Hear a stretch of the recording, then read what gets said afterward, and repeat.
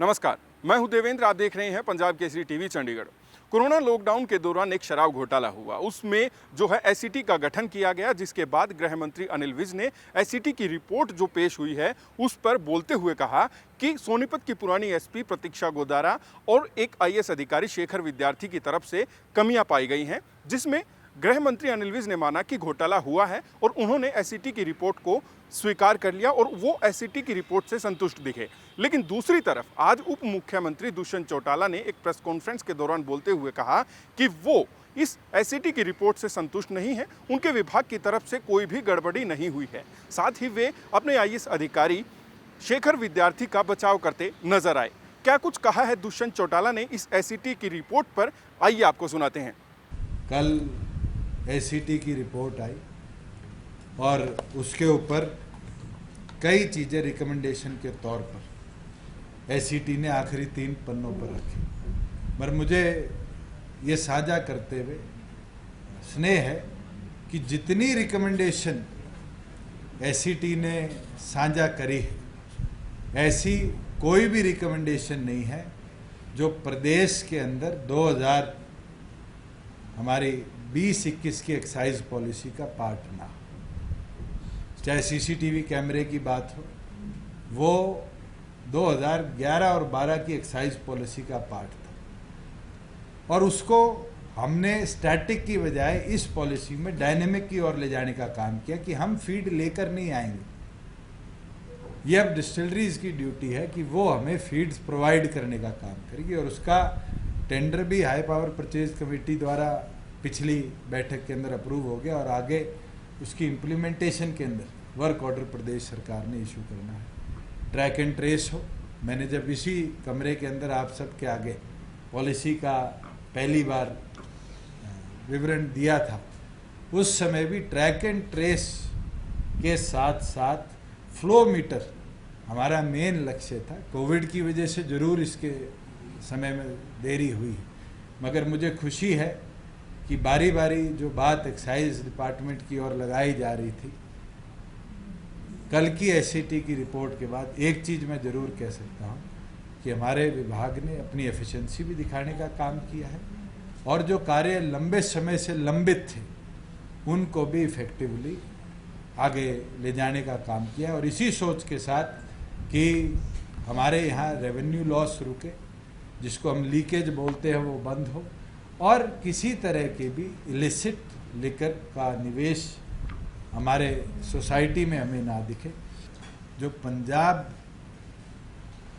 Excise act है जिस पे हरियाणा भी आज चल रहा है, उसके अंदर स्पेसिफिकली लिखा गया है कि इस तरह के विजिट्स परमिसिबल नहीं है बाय एनी अथॉरिटी। और उसके अंदर मैं आपको कह सकता हूँ कि जो हमारे पास कम्युनिकेशन कोई आई होगी तो वो भी रिटर्न के अंदर नहीं आई है और हम एक्ट को बाईपास एक एससीटी के लिए नहीं कर सकते। पर मुझे ये सुनने में आया, इसमें आप क्लैरिफाई अच्छा होगा, आज प्रेस कॉन्फ्रेंस थी बाई चांस ऐसी पूछते व्यक्तिगत तौर पर कि जब इन्होंने कहा कि हम केवल वर्किंग जानना चाहते हैं एक शराब फैक्ट्री की, एनवी की, जिसका नाम बार बार जिक्र आ रहा था, और पहले उनको कहा कि भी आप कर सकते हैं और बिल्कुल जब करने लगे तो उसे पहले मना कर दिया।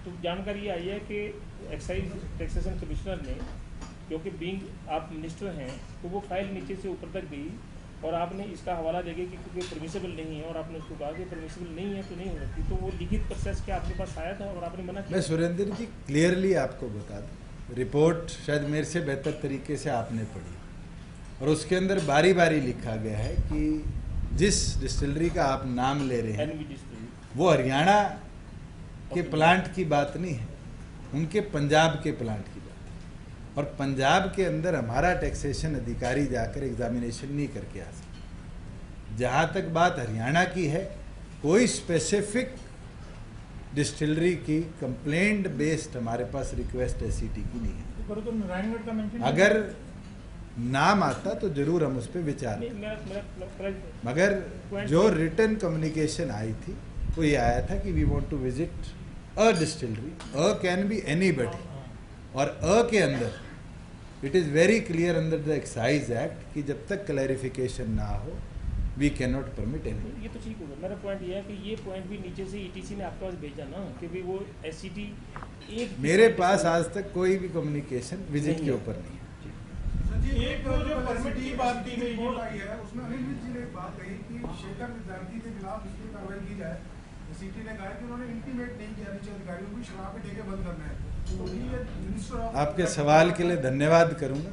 ये बड़ा अहम सवाल है और मेरे ख्याल से पत्रकार साथी भी 26 तारीख को जब हमने एक्साइज डिपार्टमेंट के तमाम डीटीसीज के साथ इसी कमरे से वीडियो कॉन्फ्रेंसिंग कर मैंने, पीएसीटी ने, ईटीसी ने, कलेक्टर एक्साइज ने जॉइंटली आदेश दिए कि आप तुरंत प्रभाव से आज संध्या से, आज रात्रि से तमाम वेंट्स को बंद कर उसकी कंप्लायंस रिपोर्ट भेजेंगे और 27 तारीख को बाकायदा 22 के 22 जिलों से 11 बजे हमारे पास कंप्लायंस रिपोर्ट आ गई।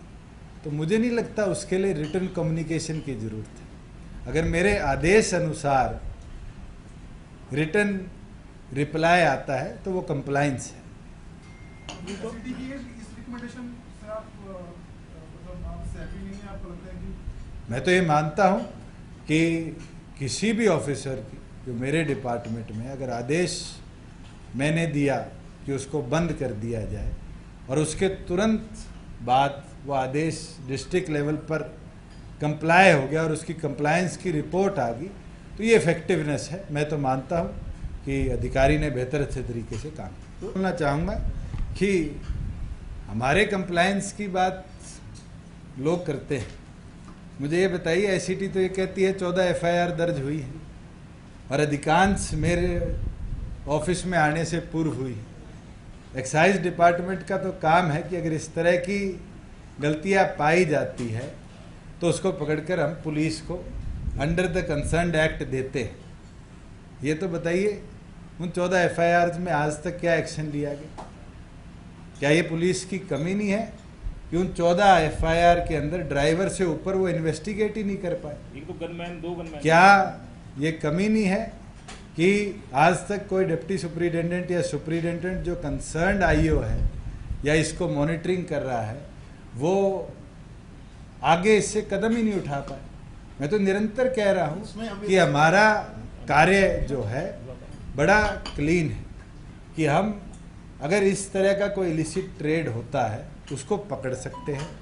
अगर एक्साइज की चोरी है तो उसके विरुद्ध हम एफआईआर करा सकते हैं और आगे फिर पुलिस को हैंडओवर कर सकते हैं। मगर जिस प्रकार से बारी बारी पुलिस की खामियों को एक्साइज की ओर ले जाया जा रहा है, और मैं आज के गृह मंत्री की भी नहीं बात करते, इससे पूर्व में जितनी भी एफआईआर हुई हैं, आज जिम्मेवारी शायद पुलिस विभाग की इस पूरी रिपोर्ट के अनुसार ज़्यादा है, जो इस पूरे लंबे समय के अंदर जो उनकी जिम्मेवारी थी उससे हटकर कहीं ना कहीं बचाव के अपने के अंदर एक्साइज डिपार्टमेंट पे आरोप।